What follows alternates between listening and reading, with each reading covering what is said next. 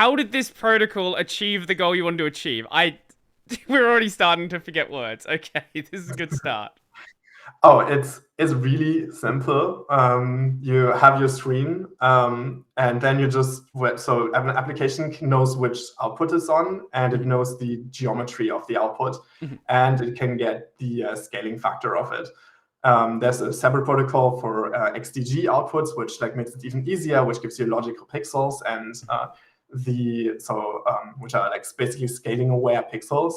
And the protocol knows, basically piggybacks on top of the XDG output and allows a client to basically send a set position request to a window or with a window and just give it a coordinate on this particular screen. It's like, this output, that position, please.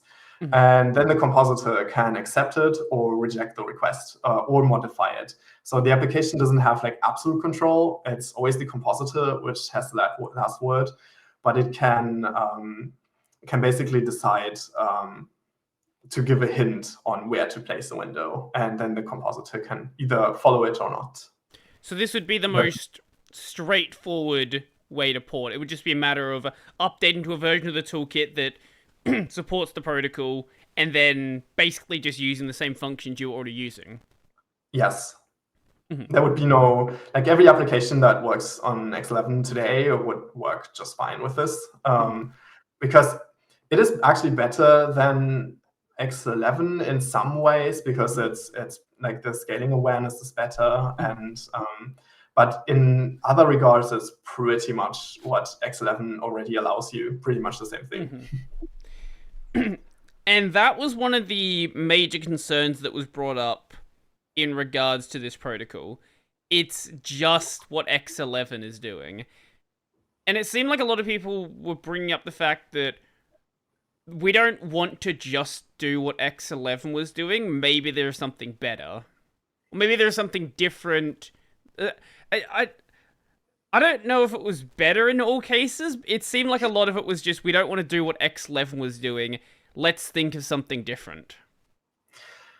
Yeah, the thing that was brought up a lot was hypothetical compositors.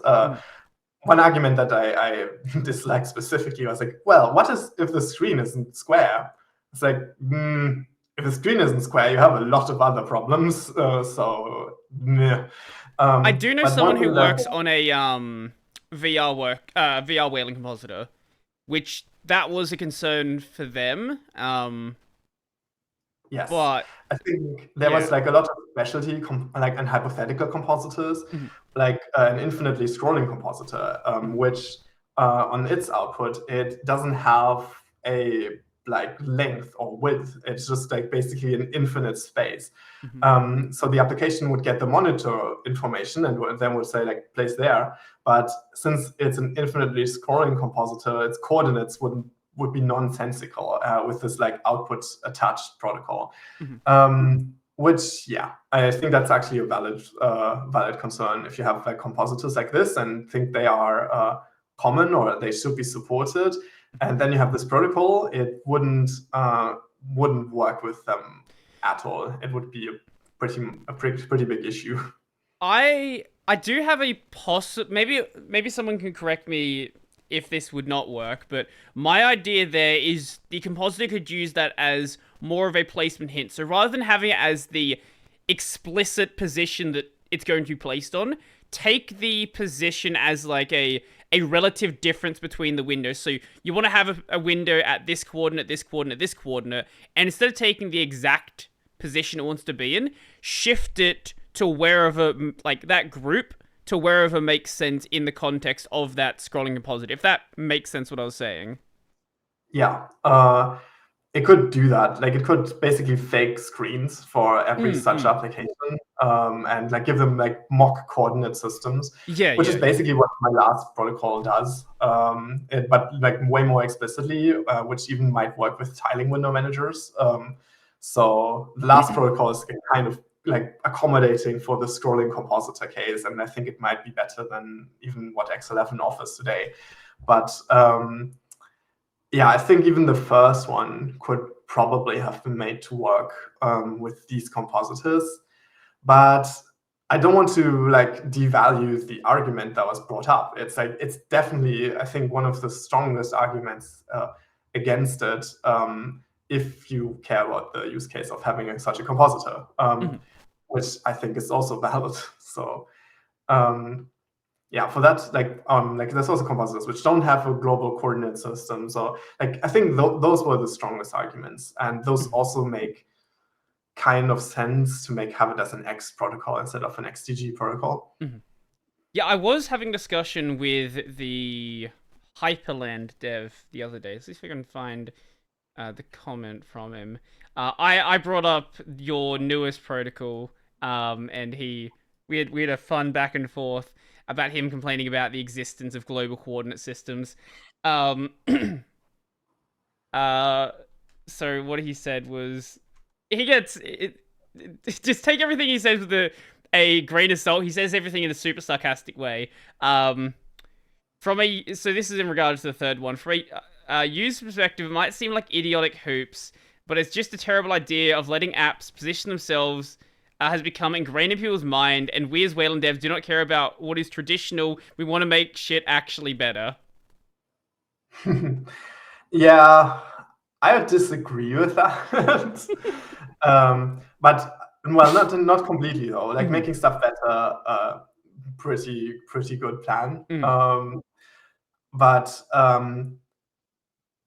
if making better means breaking all backwards compatibility, then I'm not actually making things better.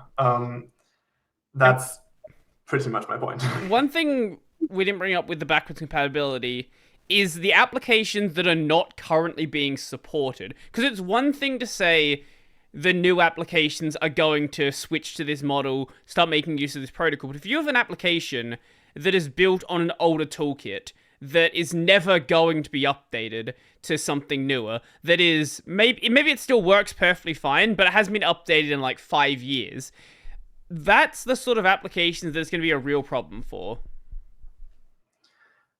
Yes. But then I could see people who are like, Wayland will make things better on that camp, and we like down with the old, no backwards compatibility. Sure. Those people would for sure argue that you could and should just use X Wayland in that case. Yeah, that's fair. And I think, yeah, probably fair. Yeah, X Wayland isn't going. I have to remind people every time I talk about anything happening with Wayland, that X Wayland is not going anywhere. Like when we talk about Xorg going away, we're specifically talking about Xorg. There are no one even is thinking about dropping X Wayland at this point. Like you have build options to disable in most desktops, but you don't want to because you're gonna have like some random application that needs X11 still. Like Firefox, for example, has only just recently started enabling Wayland by default. Like this is a really, really new thing. Like you're gonna have random things that still need it. I know of some people who can't wait to get dropped. I am sure they exist. But like in my case, for example, I'm waiting for the Wine team to finish their like 50-part series to get the Wayland support built. It's getting there at some point, but like it's not there right now. If you want to play a game on Wayland, you're playing it through X Wayland. Yeah, I wonder how long Wine will actually take. Because that's not a trivial problem. Because so if you have a like toolkit like Qt, or if you have any Linux toolkit and like any actual porting, you can say, okay, we accommodate Wayland by adding like extra functions, and Windows can add extra hints for Wayland, and they could use the Wayland protocol directly.